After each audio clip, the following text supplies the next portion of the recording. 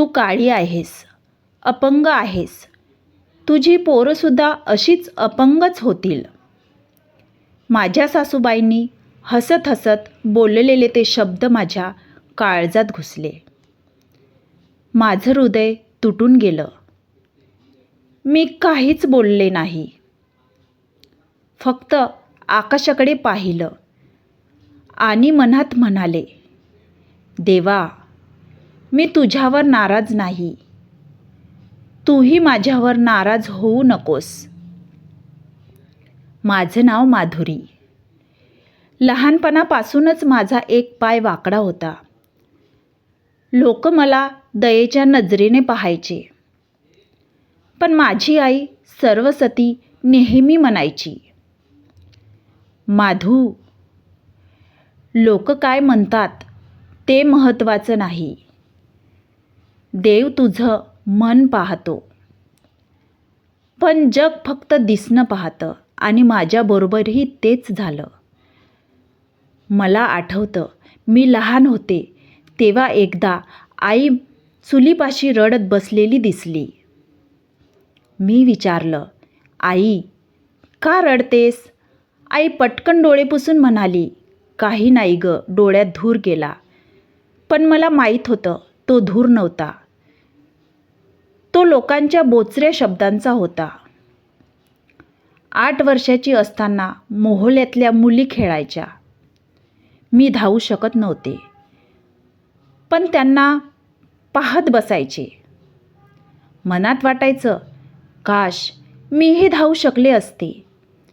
एके दिवशी धाडस केलं.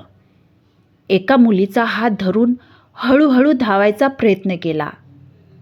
तेवढ्यात माझ्या बुवा कमलाबाईची मुलगी ओरडली, अरे बघा, लंगडीसुद्धा खेळायला आली. सगळ्या हसायला लागल्या. तो शब्द माझ्या हृदयात बाणासारखा रुतला. मी पुन्हा आकाशाकडे पाहिले आणि मनात म्हटलं, देवा, मी तुझ्यावर नाराज नाही. मी शिकले होते, गप्प राहणं हीच मोठी ताकद असते. शाळेत स्नेहा नावाची एक मैत्रीण होती. ती माझ्याबरोबर बसायची, माझा बचाव करायची. मला वाटायचं, देवानेच तिला माझ्या आयुष्यात पाठवलंय. पण एक दिवस तिने मला फसवलं. माझ्या अपंगत्वाचा वापर करून तिने स्वतःचा स्वार्थ साधला. त्या दिवशी माझा विश्वास तुटला. मी रडत रस्त्यावर आले. समोरून भरधाव गाडी येत होती. क्षणभर वाटलं आता सगळं संपेल. पण देवाने मला वाचवलं. त्या रात्री मी ठरवलं, मी माझं आयुष्य स्वतः घडवणार. मी अभ्यासात स्वतःला झोकून दिलं. लोक म्हणायचे, ही स्टेजवर कशी जाणार? उभी तरी राहू शकते का? पण मी गेले. माझ्या संघर्षावर लिहिलेली स्पीच मी स्वतः वाचली. पूर्ण हॉल रडत होता. त्या दिवशी मला समजलं, अपंगत्व पायात नसतं, मनात असतं. मी मोठ्या कंपनीत नोकरी मिळवली. पहिली पगार आईच्या हातात दिली. आई रडत म्हणाली, माझ्या मुलीने माझं डोकं अभिमानानं उंच केलं. नंतर माझ्या आयुष्यात नितीन आला. तो घटस्फोटीत होता, पण मनाने प्रामाणिक होता. आमचं लग्न झालं. सासूबाई मला टोमणे द्यायच्या, तुझी मुलंही अपंगच होतील. पण देवाने मला 2 गोंडस निरोगी मुलगे दिली. हळूहळू सासूबाई बदलल्या. बुवा कमलाबाई, जिने मला आयुष्यभर लंगडी म्हटलं होतं, अपघातात स्वतःच अपंग झाली. ती रडत म्हणाली, माधुरी, खरी ताकद सबुरीत आणि माफीमध्ये असते. मी तिला मिठी मारली. आज माझं आयुष्य शांत आहे. मी अपंग आहे, पण कमकुवत नाही. माझं आयुष्य हळूहळू बदलत होतं, पण वेदना पूर्णपणे संपल्या नव्हत्या. नोकरी मिळाली म्हणजे सगळं सोपं झालं असं नव्हतं. ऑफिसमध्येही लोक होते जे माझ्या चालण्याकडे पाहून कुजबुजायचे. ही कशी येते रोज, इतक्या अडचणी असूनसुद्धा. काहींच्या शब्दात कौतुक होतं तर काहींच्या नजरेत दया. पण मी आता बदलले होते. पूर्वीसारखी मनात साठवून रडणारी माधुरी राहिली नव्हते. मी मनात ठाम ठरवलं होतं, कोणालाही माझ्या कमतरतेचा वापर करून मला कमी लेखू देणार नाही. आई सरस्वती मला रोज फोन करून म्हणायची, माधू, जास्त थकू नकोस, स्वतःची काळजी घे. मी हसायचे, आई, आता थकवा मला हरवू शकत नाही. कारण मला माहीत होतं, मी जे काही सहन केलं त्यानंतर थकवा माझ्यापुढे काहीच नव्हता. बुवाचा बदल. कमलाबाई आता आमच्याच घरात होती. पूर्वी जिच्या जिभेवर विष होतं, तीच आता शांत, गप्प आणि हरवलेली वाटायची. रात्री कधीकधी ती झोपेतून दचकून उठायची. माझ्या आईला म्हणायची, भाभी, मला माफ करा, मी खूप वाईट होते. आई नेहमी शांतपणे उत्तर द्यायची, जे झालं ते झालं, आता मन हलकं ठेवा. एकदा बुवा मला एकटीत म्हणाली, माधुरी, देवाने मला तुझ्या जागी उभं केलं. आज कळतंय लोकांचे शब्द किती बोचतात. त्या दिवशी मी पहिल्यांदा तिला पाणी भरवताना पाहिलं. तिचे हात थरथरत होते आणि मला जाणवलं, देव कोणालाही शिक्षा देत नाही, तो फक्त आरसा दाखवतो. आई सरस्वती माझ्या आयुष्यातला देवच होती. तिने कधी मला अपंग म्हणून पाहिलंच नाही. लोक विचारायचे, एवढं कसं सहन केलंस? आई म्हणायची,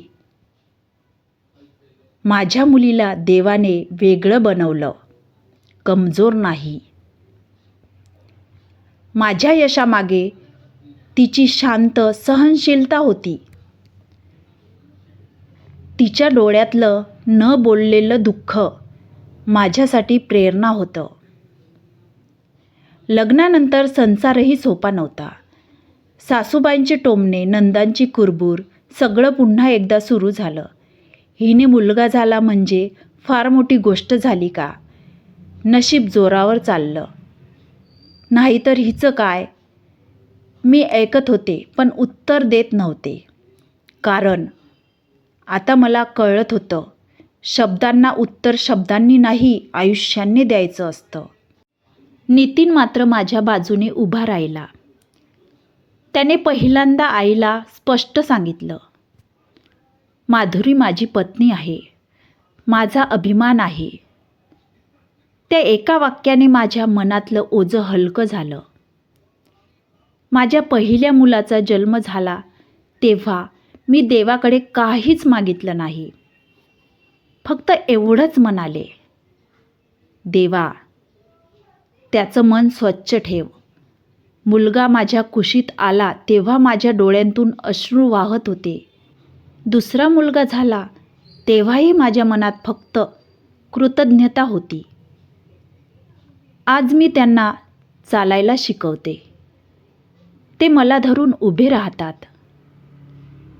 लोक म्हणतात, देवाने तुला खूप दिलं. मी हसून उत्तर देते, देवाने मला आधी सहनशक्ती दिली. म्हणूनच तर आज सगळं मिळालं. आजची माधुरी आज मी स्वतःच्या पायावर उभी आहे. शारीरिकदृष्ट्या नाही, पण मानसिकदृष्ट्या पूर्ण ताकदीने. मी अपंग आहे, पण दया मागणारी नाही. मी शांत आहे पण कमकुवत नाही. मी माफ करते पण विसरत नाही. ही गोष्ट एका घरची नव्हती. ही गोष्ट त्या प्रत्येक मनाची होती, जे परिस्थितीसमोर गप्प राहते. त्या प्रत्येक आत्म्याची होती, जी चुकीला सहन करत करत तिलाच आपलं नशीब मानते. लक्षात ठेवा, नाती वयाने नाही, समजुतीने टिकतात. लग्न विधींनी नाही, जबाबदारीने पवित्र होतं. आणि कोणाच्या निरागसतेला आपली ताकद समजणं हे सर्वात मोठं पाप असतं. जर ही गोष्ट तुम्हाला अस्वस्थ करत असेल तर समजून घ्या, ही गोष्ट खोटी नव्हती. कारण सत्य कधीच आराम देत नाही, ते जागं करतं.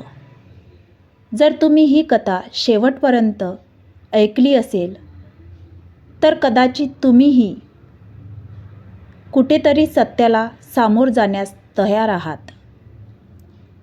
अशाच सत्य आणि न सांगितलेल्या कथांसाठी हा चॅनल लाईक करा, शेअर करा आणि सबस्क्राईब नक्की करा.